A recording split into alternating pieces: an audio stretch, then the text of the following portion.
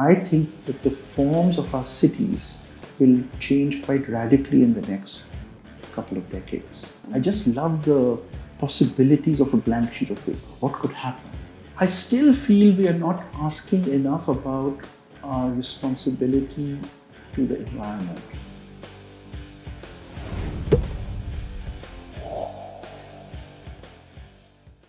Welcome back to the Lovin Real Estate Series, where design meets purpose and innovation shapes the spaces that we call home.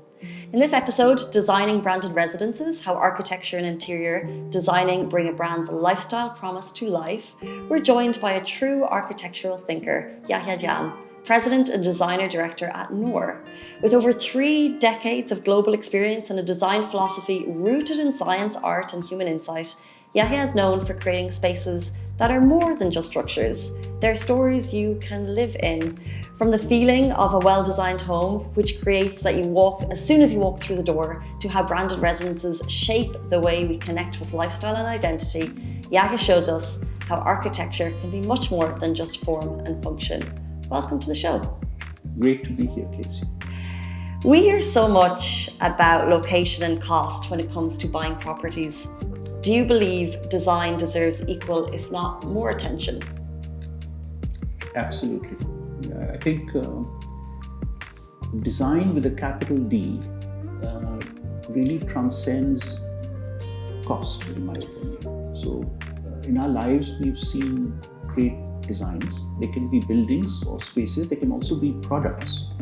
And I think if design is done right and is done thoughtfully, it doesn't have to be expensive. It can be economical and fantastic. Mm-hmm. It can also be expensive and not great as a design. So I think the issue is often mixed, where we talk about expensive materials or luxury very often, but we don't think enough about the design that went behind the product. Mm-hmm. And if that's done right, I think you can really achieve amazing things.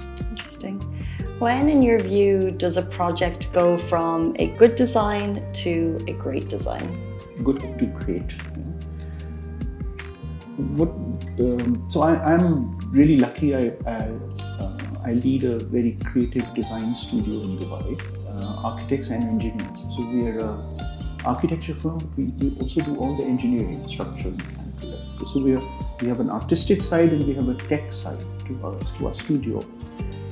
What goes from good to great, in my opinion, is your willingness to look at things over and over and be willing to give up an idea that you had in favor of another idea. Mm-hmm. And then the execution of that idea. How well is it crafted? So if the idea is amazing and appropriate for its particular context, and then if it's executed really well, okay, you can get a great result. If someone's looking to buy a home, we have a lot of people who are on the property market wanting to get on the property ladder in Dubai. What design elements should they be paying attention to that will make their home lives easier? Yeah. So first of all, you said home. So home designs of homes are very different to designing, say, a hotel or an office building. Mm-hmm. A home is ultimately a personal space. But we know that human beings have certain kind of DNA-related preferences. And of course, there are also cultural nuances to what people prefer or don't prefer, especially in a place like the UAE, which is so multicultural.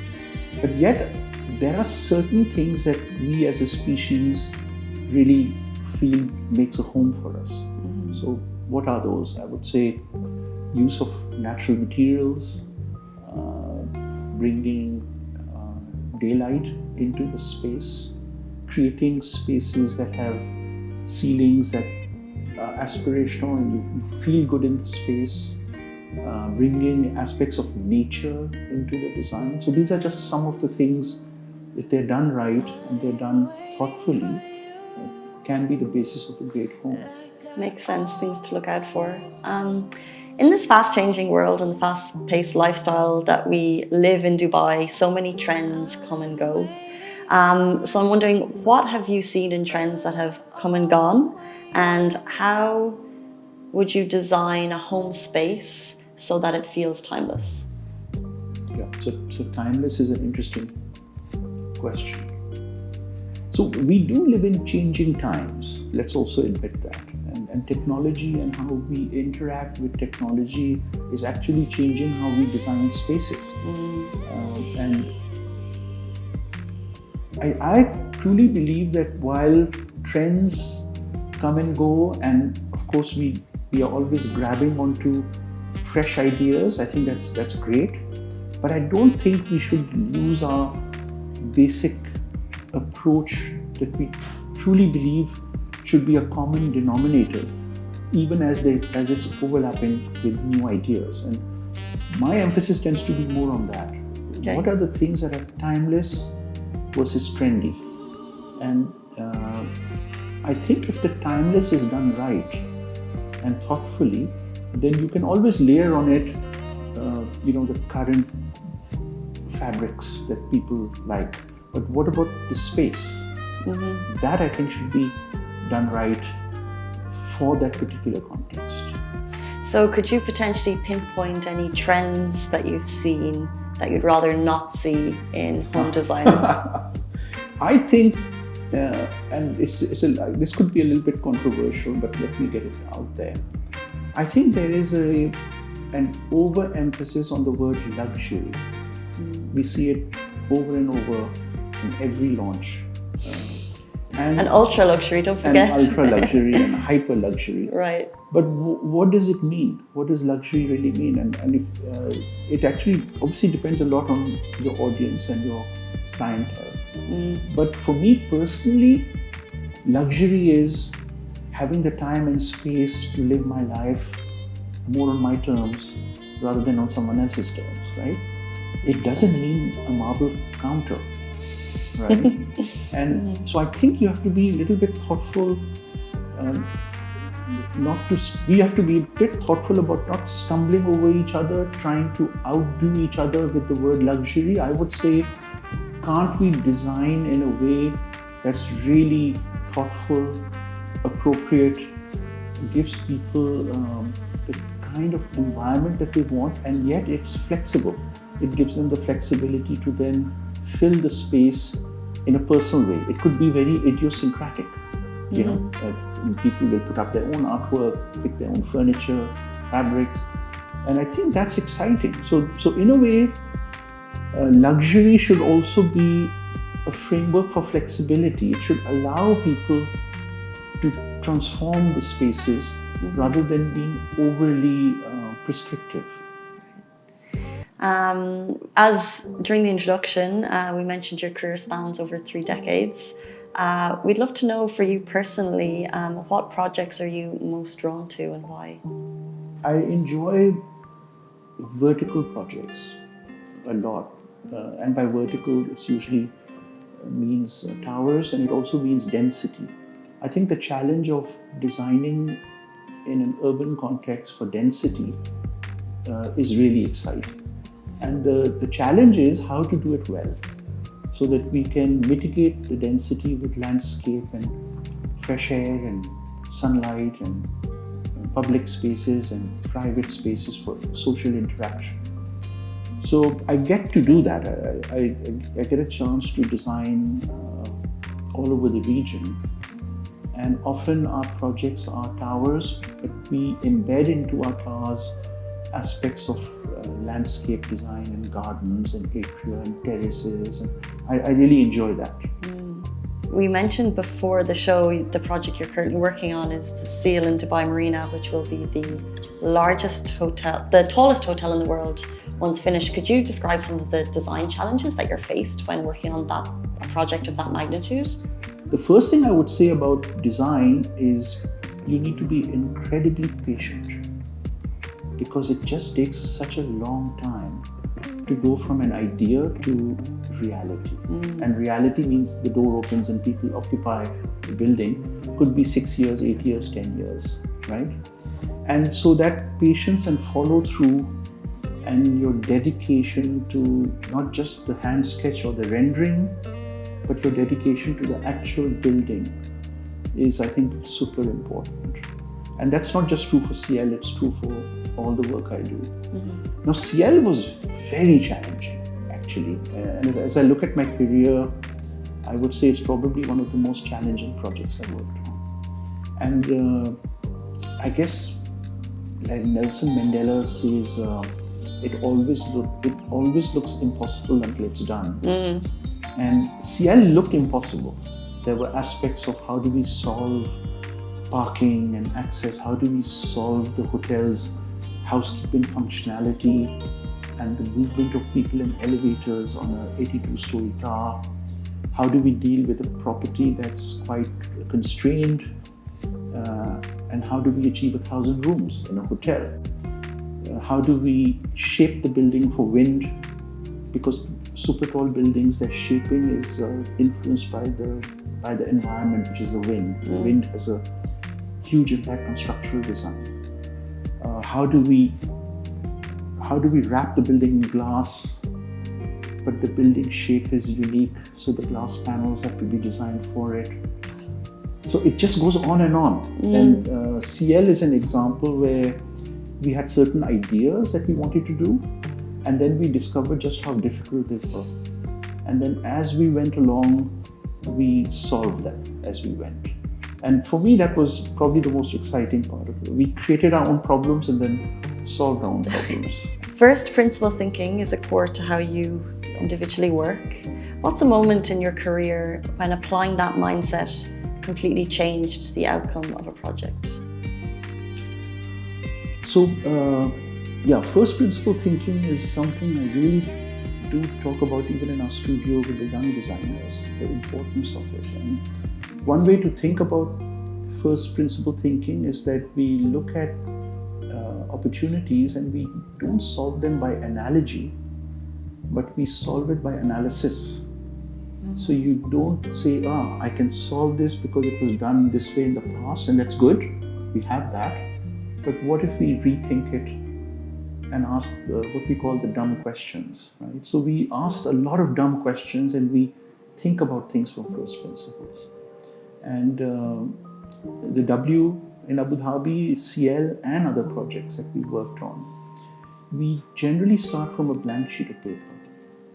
And a blank sheet of paper is a pretty daunting thing. I love it. Yeah. I just love the possibilities of a blank sheet of paper. What could happen?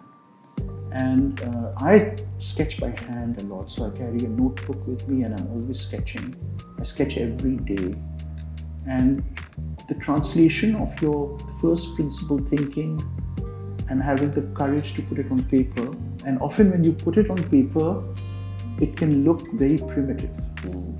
So the courage part comes in where you're willing to do that. You're willing to put stuff down on paper, knowing that it may not be as good as you can, and then working your way through it. So I think it's very important to do that. And I emphasize creativity in everything, but you can be a writer, you can be very creative, you can be a designer like we are. I think the challenges and opportunities for human creativity are infinite. The risk is that we can get very close-minded, and that's something I think we all need to question. Are we willing to go to first principle thinking? Are we willing to question the norm? Often I talk about the importance of convention, which is tradition, but also the importance of invention, where you rethink things from first principles. And it's an exciting way to live your life, if nothing else. Right. For young designers, can they be taught creativity? Can they be taught to rethink if they come in with a potential closed mindset from the education that they've had so far? Can they learn a creative mindset? Absolutely, they can. And in our studio, a lot of our designers are young, and some of them have just graduated, some are 5 years into their careers. I personally feel that if you find the minds young, there's a greater possibility to try different things with people when they are more open to change. And as we get older, I mean, I'm 62, we get set in our ways. So I think this idea of this interaction, cross-generational interaction, where actually the challenges flow both directions, by the way. Yeah. So a young designer can challenge my thinking on something, and I'll say, "Wow, I didn't think of it that way." Right. So the way we do it in our studio in Dubai, our studio is designed like a university campus, a bit like your studio here. Fantastic. Okay. So we can write on the walls and wipe it off, pin-ups. So we do a lot of workshops and pin-ups where people come together, not Teams calls. These are physical meetings, collaborative, we're sketching on walls and drawing on paper. And that is really exciting. It's amazing. I often feel you go into a design workshop, let's say 3 people, and when you come out, say half an hour later, what's on the wall could be totally different to what you thought it would be when you entered the meeting. Right? So that's the exciting part, right. The open-endedness of things. It's so important to keep creativity at the core, and it's so exciting to hear that that's how the workplace at NORR is operating. In your view, what is one question architects aren't asking enough of today? I still feel we are not asking enough about our responsibility to the environment. And the word is sustainability, and I'm not sure what that means. Probably figure it out eventually. But to design responsibly for the environment, I think it's really critical. And it's not easy. It's not easy to do. Because we talk about green buildings and green, but a lot of it is greenwashing. I think we really need to, again, use first principle thinking in our designs and ask ourselves, is what we're doing, is it good enough? So I don't believe we're doing enough of that yet. Budget will always come into play. Budget is always an issue, always. I haven't seen a project yet where there wasn't a budget constraint. I think that's where creativity comes in. And we often trade. We say, we can save money here, can we spend a bit there? So I think a lot of design has to also do with the trade-off of priorities. If that's done collaboratively, the owner, the developer, owner, the designers, you can find really amazing solutions. And it can be used as part of the sales pitch for the project, because a lot of users care about that, right? 100%. Yeah. Looking ahead, what do you believe will be the most radical shift in urban design in the next 2 decades? I mean, obviously, automation and AI, I think that the forms of our cities will change quite radically in the next couple of decades. And we should not be surprised, because our cities are totally different today than they were 100 years ago. What an inspiring conversation. Yahya, thank you for reminding us that design, when approached with thoughtfulness and vision, isn't just about aesthetics. It's about how we live, what we value, and how a space can quietly enhance our daily experience. This episode, Designing Branded Residences, How Architecture and Interior Design Bring a Brand's Lifestyle Promise to Life, shows us that the future of real estate lies in spaces that reflect who we are, not just where we are. That's it for this episode of the Lovin Real Estate Series. Join us next time as we continue to explore the thinkers, ideas, and innovations shaping the UAE's most exciting developments. See you in the next one.